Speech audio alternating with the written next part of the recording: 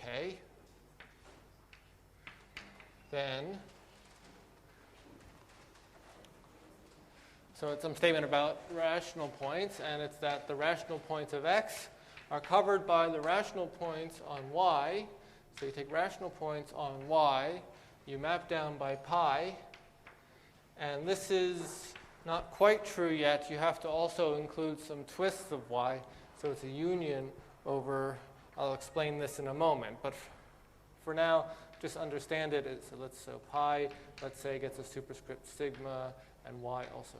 So it means that you take y and a few other associated varieties, and their rational points cover the rational points of x.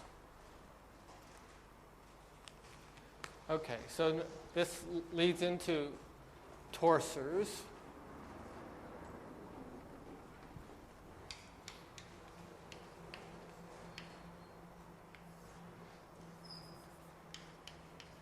Okay, so a torsor is, well, it's just a name for a principal G bundle.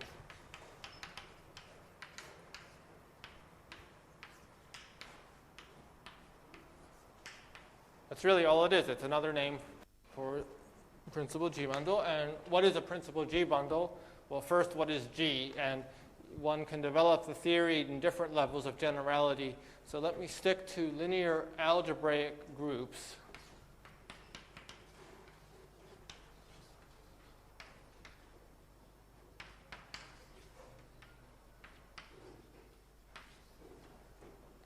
Okay. Then a torsor, so, well, it's a space, so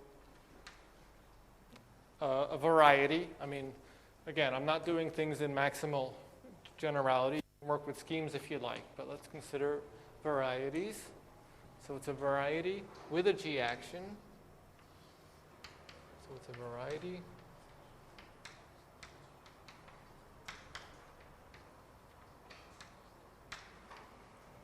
And there should be a projection map to x. And the action should be compatible with a trivial action here. So it acts on fibers.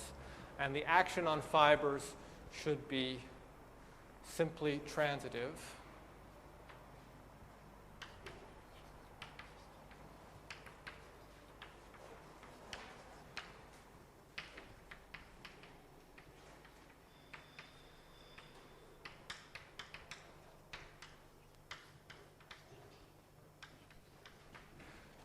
And there should be an additional requirement, well, some sort of a local triviality. So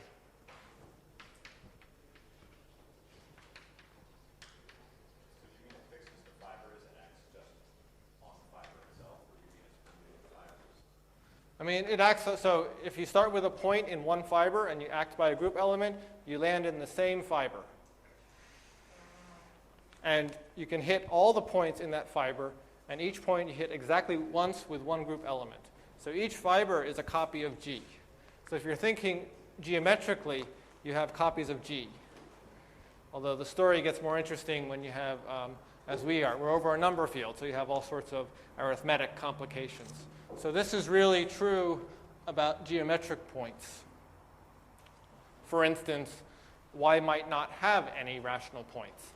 But so this is a statement about geometric points, and then there's a local triviality requirement, which says that it's locally, in a suitable sense, a product with G. So that's a simple, so a trivial G torsor would just be product, a trivial G torsor.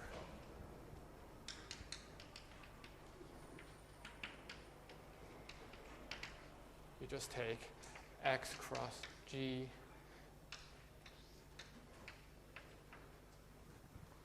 So this should be a local model for the torsor, and local for the, if you know it, a tau topology.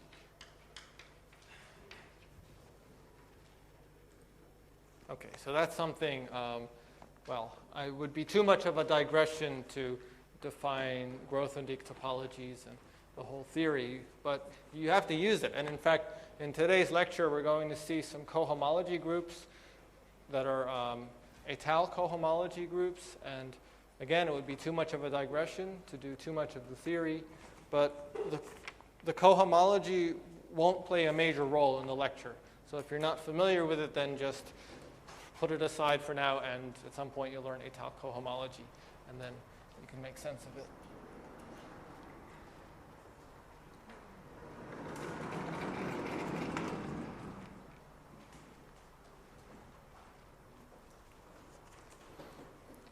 Okay, so examples.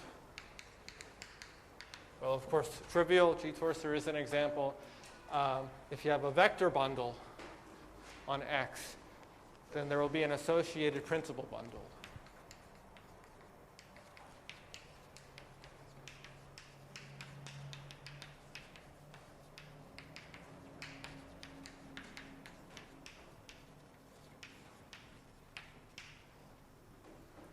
So if your vector bundle has rank n, then this will be a principal GLN bundle.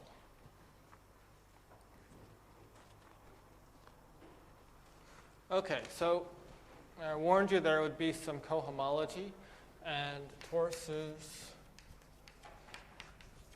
up to isomorphism, so up to G equivariant isomorphism.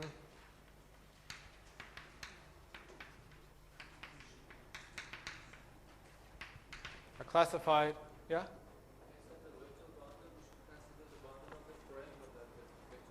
Right, it's a frame bundle, exactly. The associated principal bundle is a frame bundle. Oops, what does this say?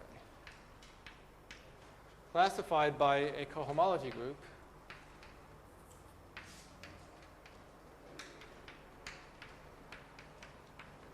And it's so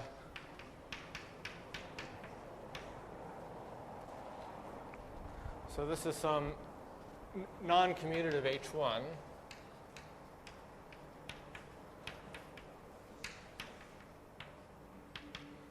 And this is really more theory than I want to do. So from now on, well, okay, when G is commutative, then this is just the usual cohomology.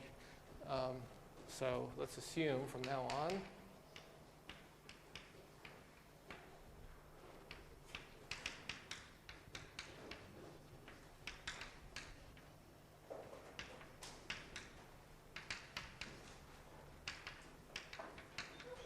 then this is the étale cohomology group.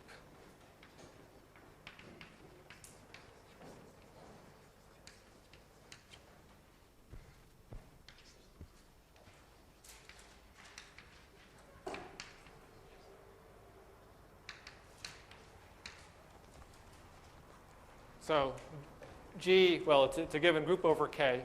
So you view it as a sheaf of groups, and then this is kind of, well, yeah, I warned you there would be some étale cohomology. So this is such a group.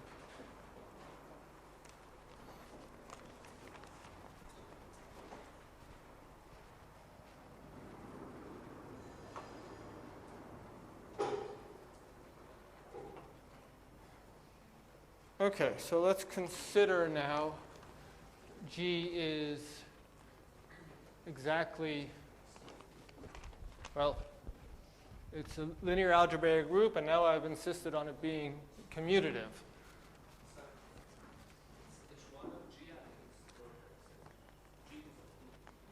So it's not group cohomology. So group cohomology is H1, G with coefficients in some module. So this is group cohomology.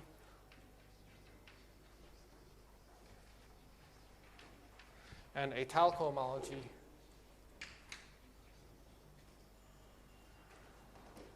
would be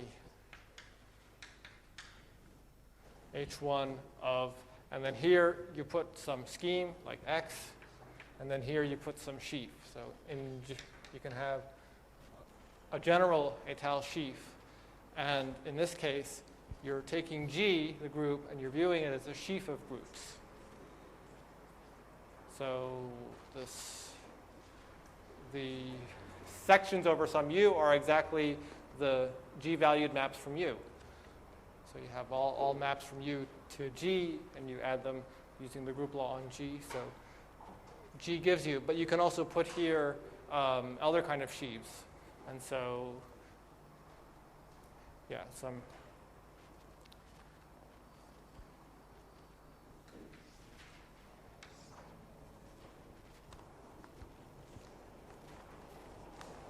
Okay, so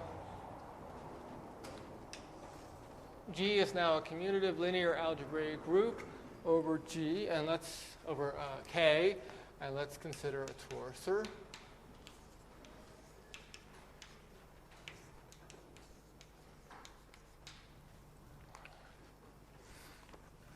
Now I want to make sense of these twists. So suppose sigma is an element of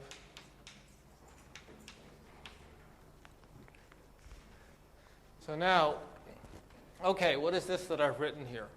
Well, you can view K as a scheme, spec K. It's a point over K. And then it has an étal topology, and so this is an étal cohomology group.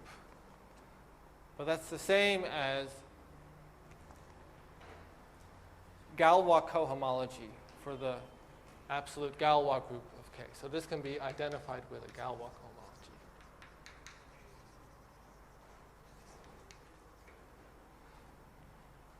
So this is an instance of what we've seen in yesterday's lecture. Okay. And then what you can do is, so we have X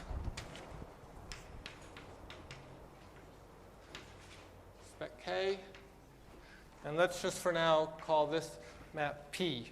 Just X is a K variety, so P is what I'm denoting it by. Then, let's see, so yeah, what do I want to say? So we have sigma in H1 of Kg, and so we pull it back.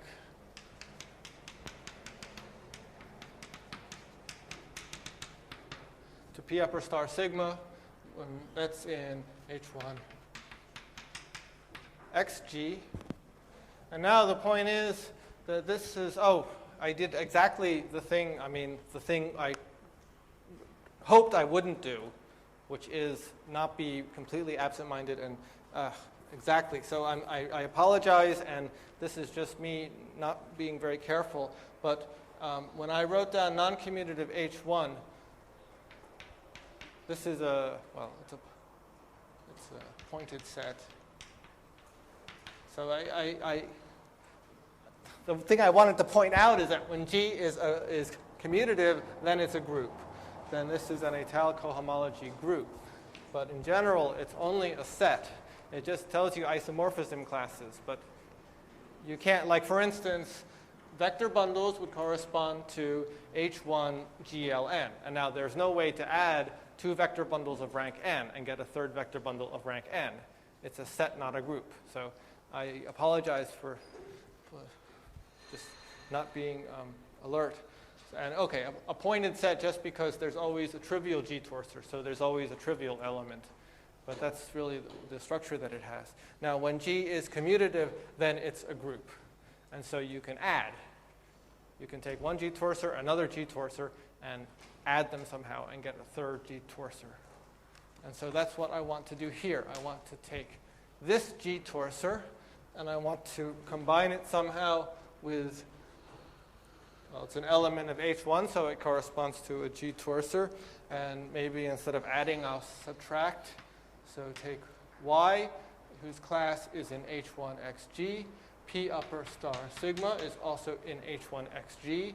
So their difference is in H1xg. Since G is commutative, this is a group. And so we have an element of this group which corresponds to some G-torsor Y sigma, of course, with a map to X. And so if this is pi, then this should be, this is just notation now. Am I not consistent about, sorry. Everything is sort of ending up in the wrong place. But this is pi sigma. So this is just notation. That's all. So this is now a new G-torsor.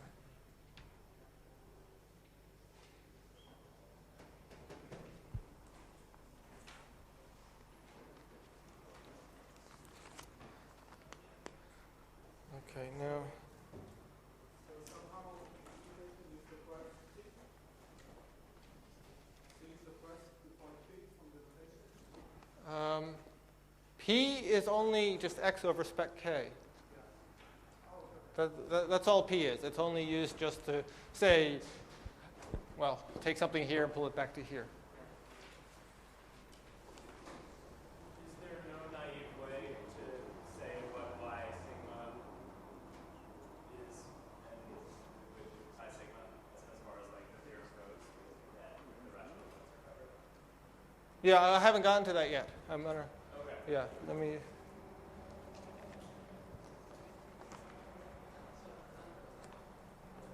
Yeah, so. We take sigma is one of kg. It should be the homology. Sorry, I probably. What should it be? It should be well homology with coefficients on which point? With coefficients in G of k bar.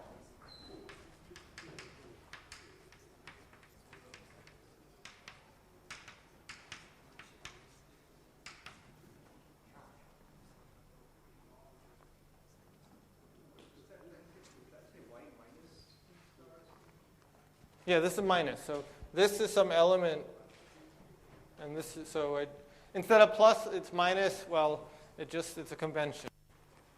That's it. Yeah, that's just the definition. But so the reason for it, I mean, you have to have a minus sign somewhere, and so let's.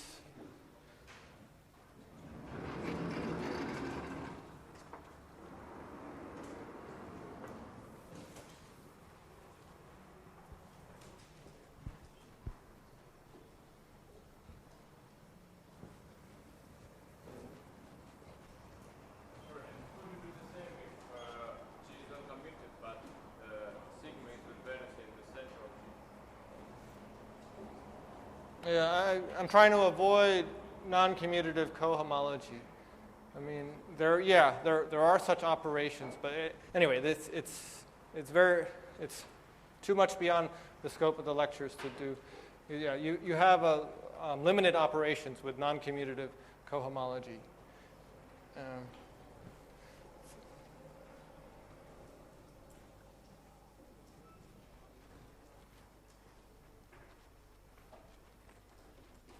So anyway, just to get that statement there. So let's say x is a rational point. So then you can restrict, what do? You restrict the given torsor, pi, to x. So you restrict, so then the restriction is a G-torsor over k. So it has a class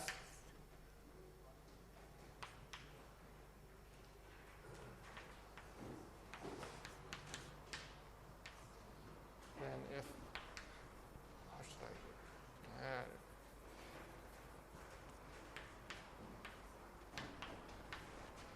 So this has a class, so call it sigma then. So this explains why I took the minus sign here, because then you have y restricted to x, the point x is class sigma, and we take this element sigma, and then you have here sigma minus sigma, so you have 0. So then if we do pi sigma minus 1 of x, then this is the 0. This is sigma minus sigma, which is 0. So it's the trivial G-torsor.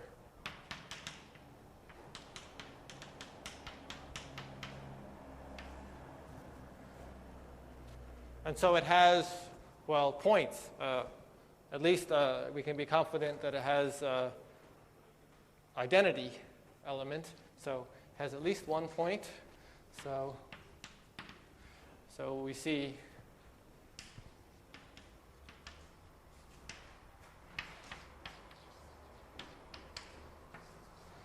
it's the union of all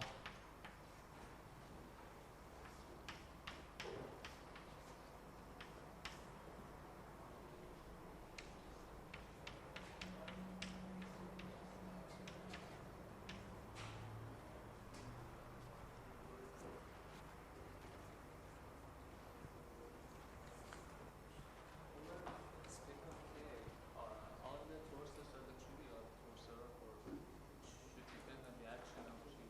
Sorry, in what context are all torsors trivial? Suppose that you're working with torsors over a spec of K. Over spec K, yeah. All the torsors will be trivial, or it depends on the G. No, the torsors, you have a whole group of torsors. You have this many torsors. So depending what G is, this might be big or it might not. So So it depends on the existence of the rational points on the torsor. The torsor is trivial if and only if it has a k-rational point. that's right. Yeah, if you have one rational point on the torsor, then you know it acts simply transitively. So you can identify that with the identity of G and identify the whole torsor with G. Is there any analog result for the general case torsor over some k? Like some x? Well, yeah, again, trivial if and only if there's a section. Because as soon as you have a section for the same reason, you can identify.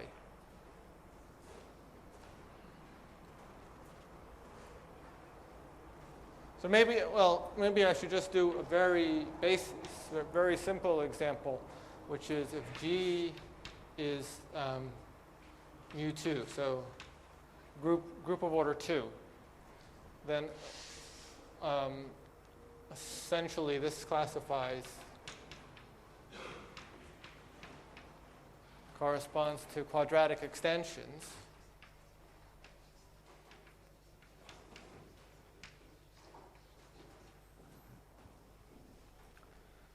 And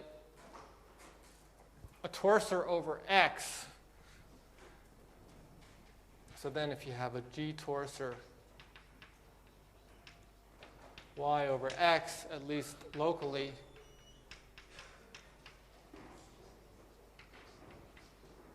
looks like you're adding a square root. So what X is maybe defined by some equations, and then you, in some variables, say x1 through xn, and then you adjoin something like y squared is some function of. So this would be an example of a torsor, and then a twist.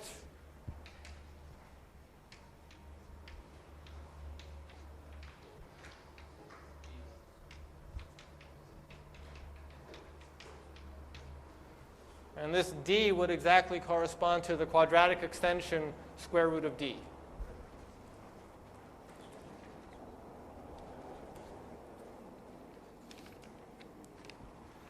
Okay, and what's known, so back to this general statement. So there have to be, I think, assume x is projective.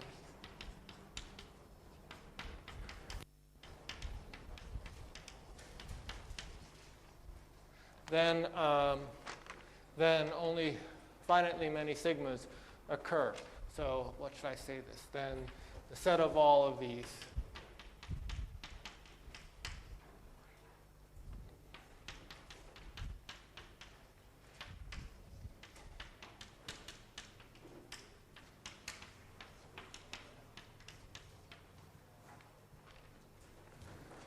so it suffices to take a finite number of torsors. So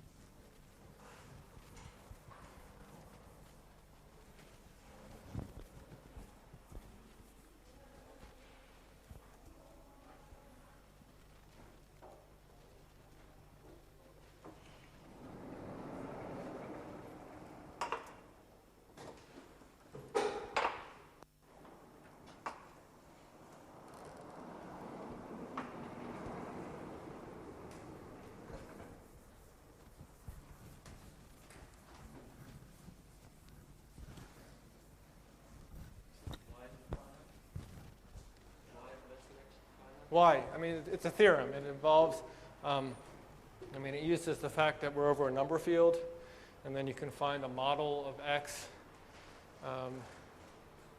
Now let's see, do I need smooth? I might need smooth. I should have, an example, So, okay, this is bad. I should have checked. I'm sorry, I didn't prepare adequately for this lecture, so I don't know if you need smooth. Maybe I'll find out I probably won't find out this week, but if I write up lecture notes eventually, I'll try to get some statements that are correct, but even so, I think there'll be mistakes.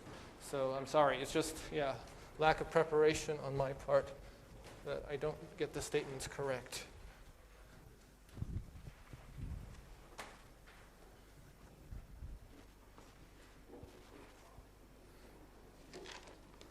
Okay, so we had some statement from last time, and we had some exact sequence like this.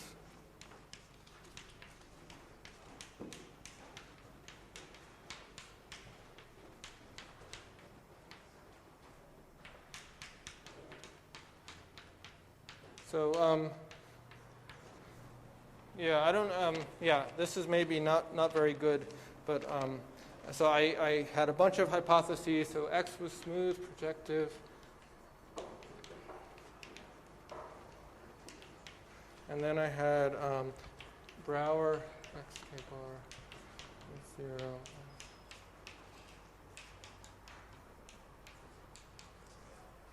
And then we had this. So then there's something called Brouwer-Mannon obstruction.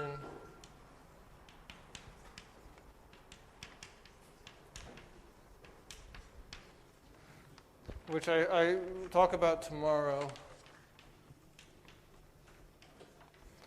But the basic idea is that when the Brouwer group is non-trivial, when the Brouwer group of X is more than just K,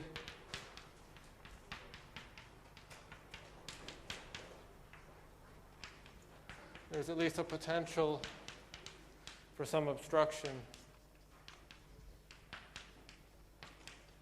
to the Hasse principle or to something I'll discuss tomorrow called weak approximation.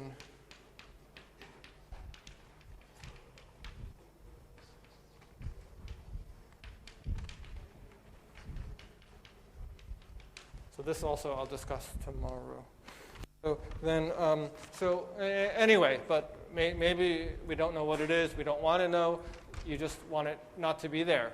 So one approach to studying questions about rational points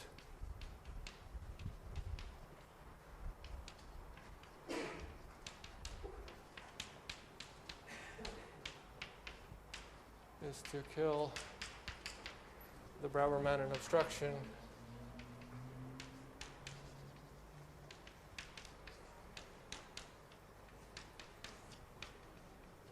by killing, if there is no Picard group, then there can be no Brouwer-Mannon obstruction.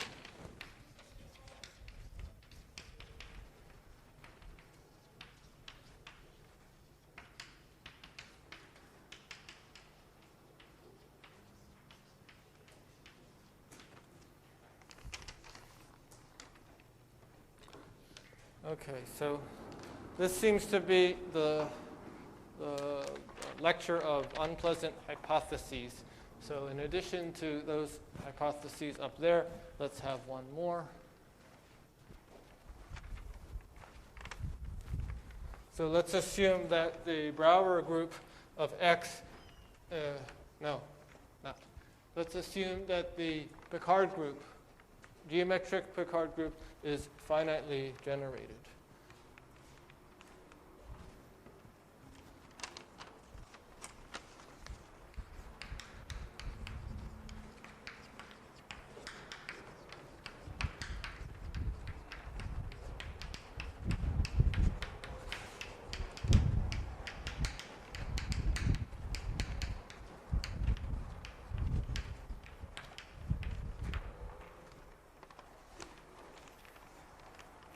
Okay, so then, so the point is, well, if we were in a geometric setting,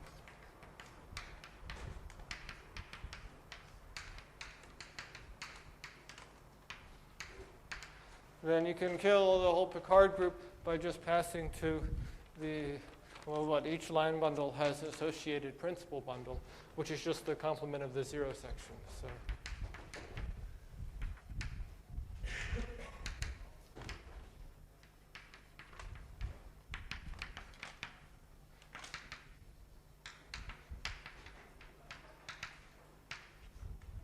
So line bundle is vector bundle of rank 1. So it's a GL1 bundle, that is just to say K star bundle, which is also denoted often GM. So if we take Li star, and then if we just take them all,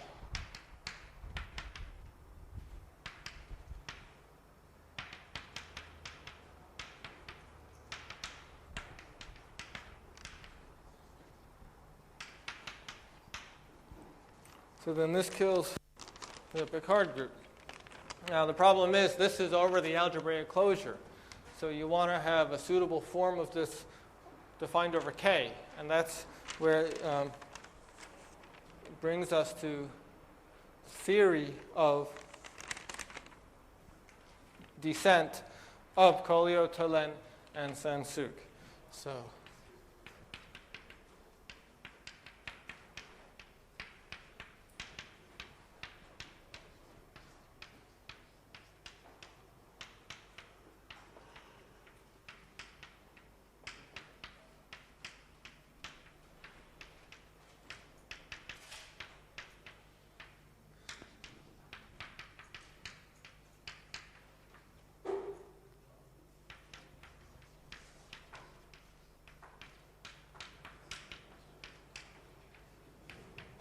see how many accents do I forget?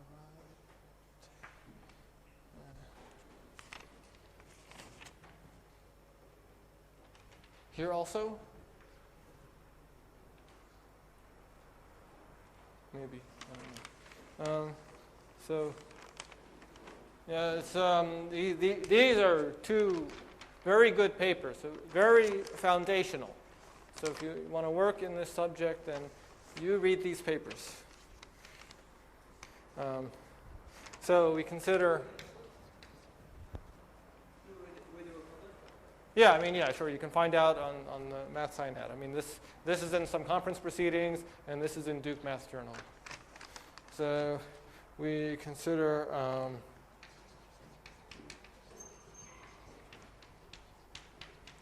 groups of multiplicative type. So that's a fancy word. It means that when you pass to the algebraic closure, so you have some group S defined over K, such that when you pass to the algebraic closure, it sits inside some number of copies. So that's the definition.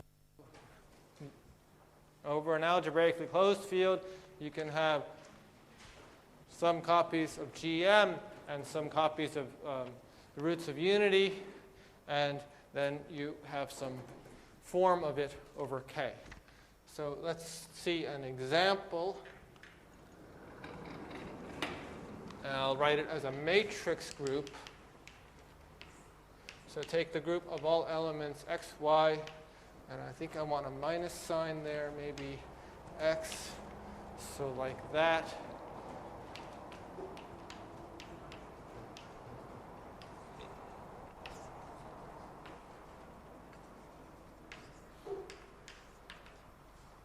Over the rationals, let's consider. So this is the group of multiplicative type. You can see if you go to the algebraic closure, it's isomorphic to two copies of GM. But over Q itself, this contains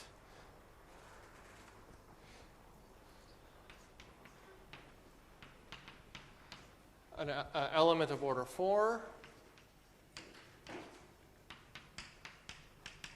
So it can't possibly be just copies Q star. This would not have any elements of order 4. So this is an example. Okay, so let S be a K group of multiplicative type. And then let Y to X be an S torsor. And then consider the dual group, which is Hom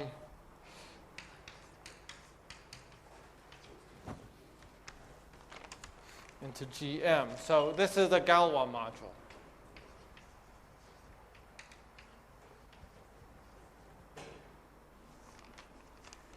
And then we have a pairing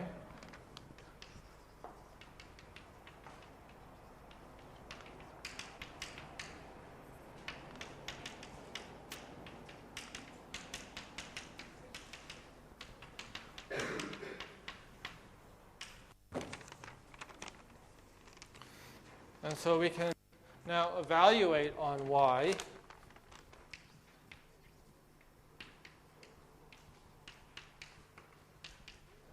so if you evaluate on Y, you get a map from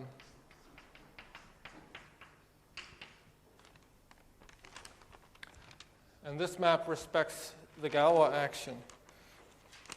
And so now part of this theory is to identify a special class of torsors, and those are the ones for which this map is an isomorphism of Galois modules.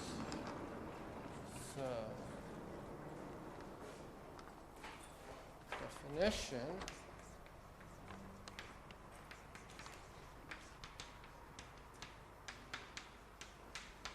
The S torsor is universal if the evaluation map is an isomorphism.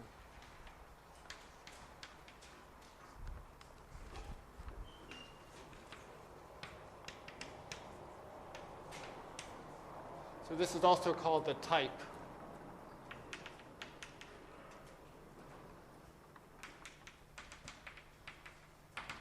So the type of the torsor is an equivariant map of Galois modules, like so. So if it's an isomorphism,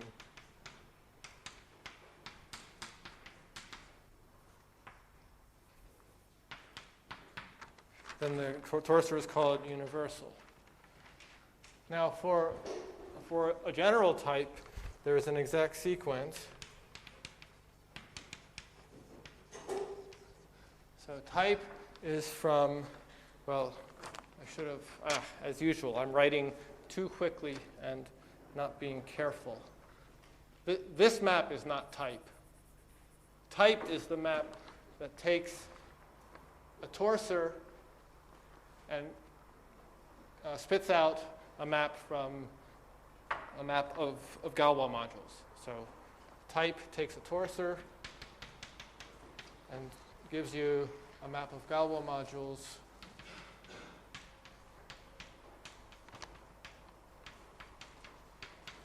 so this is type.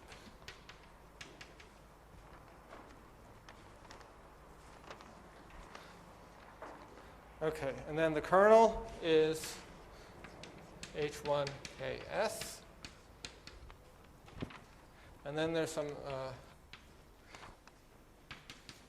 obstruction group.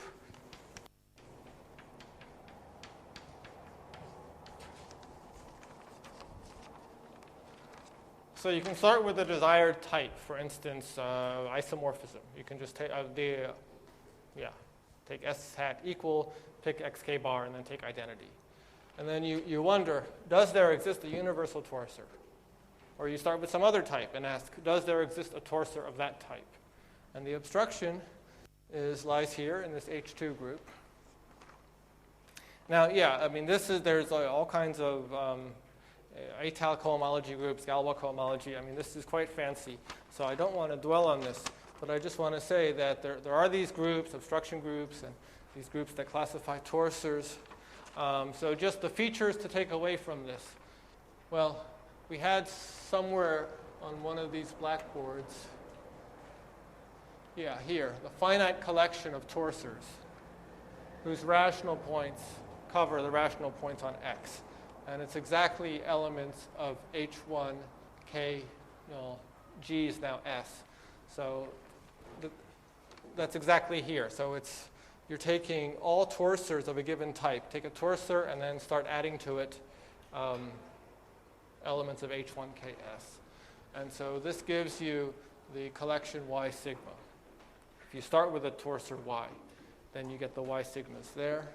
And the other thing to take away from it is that suppose there is a rational point. So if X has a rational point, then this map has a splitting, the boundary map is 0, and so this type homomorphism is a surjection.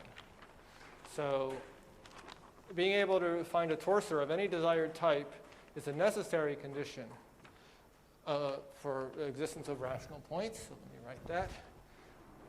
So we see that surjectivity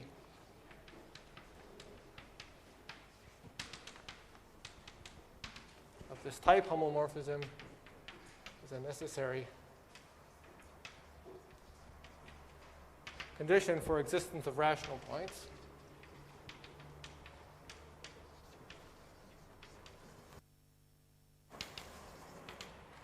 And hence,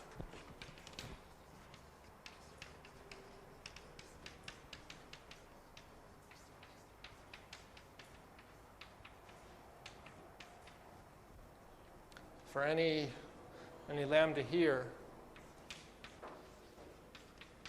X of K is covered by the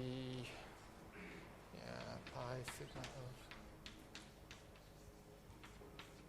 of overall Y. Well, what should I? Let me just not put that notation. I'll just.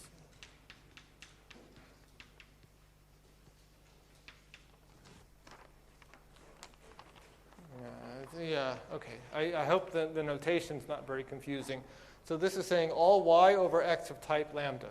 So all Y, that is all torsors here, whose type is lambda, and take a union of all those. And then each pi, so pi is maybe I should write it like this, Y pi X of type lambda. It's less confusing. And then rational points on Y.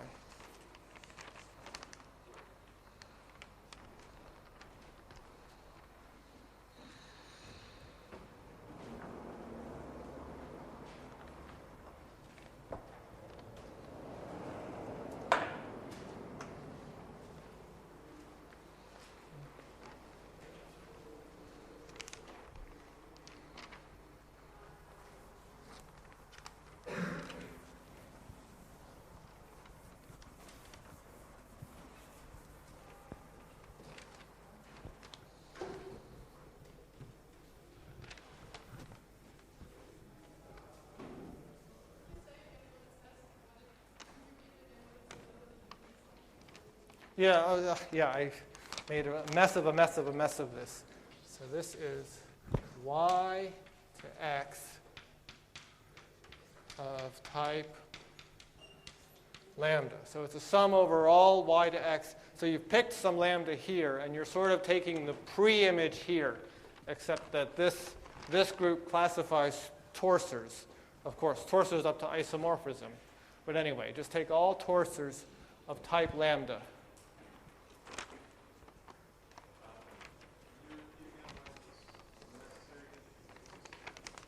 Because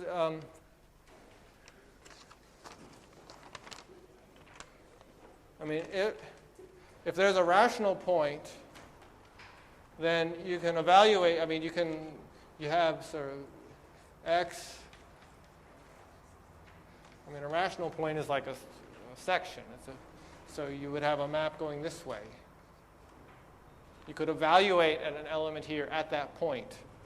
So if you had a rational point, then this would have to be injective. Also here, it is injective, but this would be injective.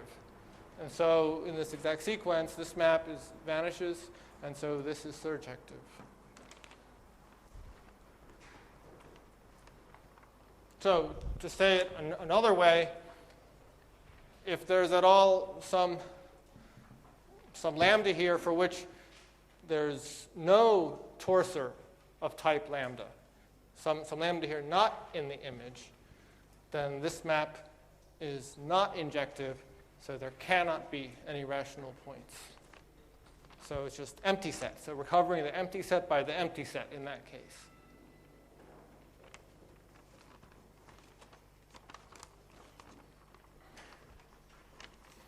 Okay, so let's work out an example.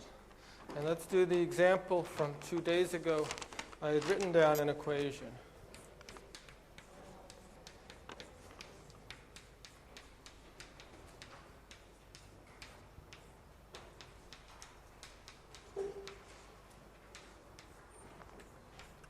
So I hope at the time I didn't say the wrong thing. I mean, I should have written, where does x live? It's in P2 to 1, 1, weighted projective space. I mean, I could have easily said something or written something different, but of course that's where it is. Okay, and then I sort of I gave as a hint something with about quaternion algebras. So, and then I hinted that that has something to do with the Brouwer group, and so there's some Brouwer group element, and that's coming into play, making this a counterexample to the Hasse principle. So let's take this approach and just kill the Brouwer-Manin obstruction. Well, we don't know what it is yet, but just eliminate that that group cohomology there that's giving rise to Brouwer group elements. And so we do that by writing down a torsor. So let's take y. So if x is defined by this equation, then take y defined by this equation and the additional equation here. So what's going on here is that you do some sort of some analysis to say that P, if you have some u, v, x, y, rational solution. So let's take an integer solution without common prime factors.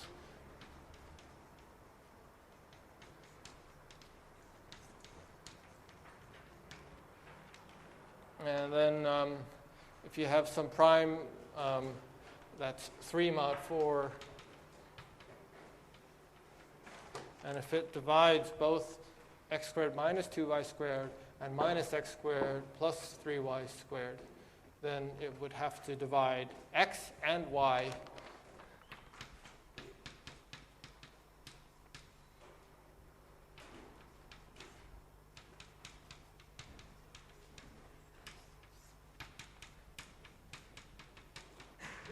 which in turn implies that P divides both U and V, and then you would be able to divide out a P throughout. So in essence, you have and then P, you use a little more of what we know from basic number theory. P divides the left-hand side an even number of times. So P divides the right-hand side an even number of times. But there's one of the factors that's not divisible by P at all. So P divides the other one an even number of times. So such P must divide this quantity either not at all, or if it does, an even number of times. And all that tells you that x squared minus 2y squared would have to be a sum of squares. So here we have a single y such that, so we have y to x such that pi of y, I didn't say it, of course, over q. Pi of y of q is x of q.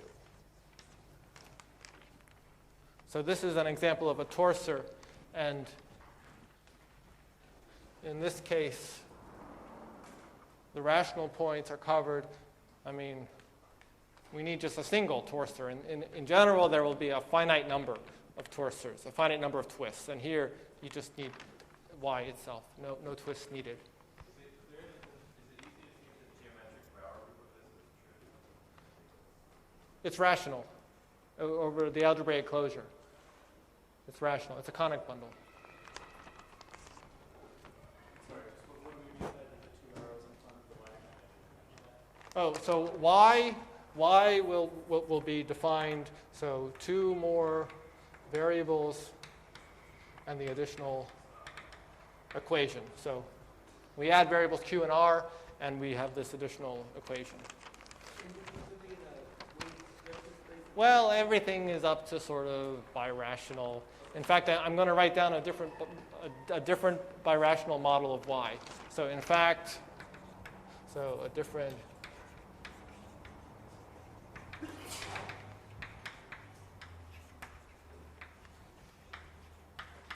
So in fact, you can take q squared plus r squared, and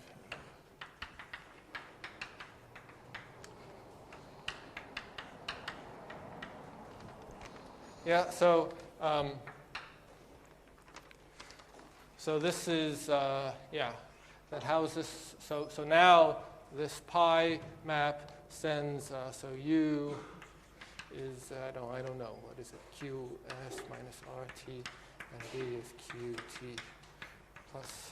So you should think of this as saying that the norm of q plus the square root of minus 1 times r is this quantity, and here the norm of so it's like this is a norm of something, and the product is a norm of this. So there's, in a sense, another factor whose norm is this other quantity. And then just think, how would you multiply q plus square root minus 1r by s plus square root minus 1t? And so anyway, this is you can verify this. So this is a birational model of y.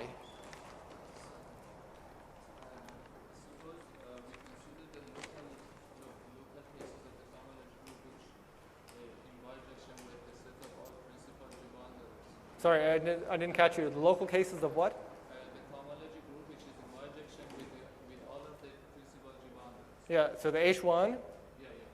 So we could consider it over the completions over all the cases. Yeah, you should have been here just a few weeks ago. We had the Emmy Noether professor. We had Paramala, who gave some beautiful lectures on exactly this theme, on sort of if you have a torsor for a group G and you know that it's trivial locally at all completions, is it trivial? And in fact, it involves a number of deep questions and exceptional Lie groups, and it's a research question. So this is two-adically obstructed. So why?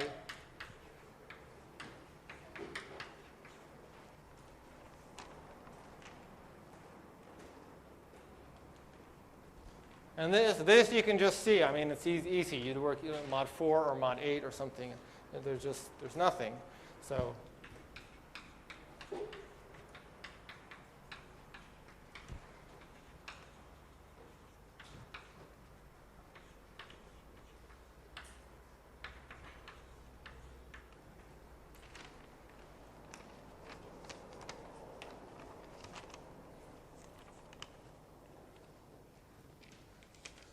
Okay, and maybe I can just say that. It's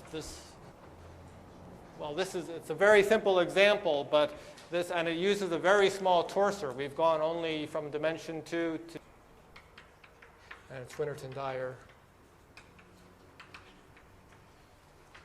in '87 to completely study the existence of rational solutions to equations of the form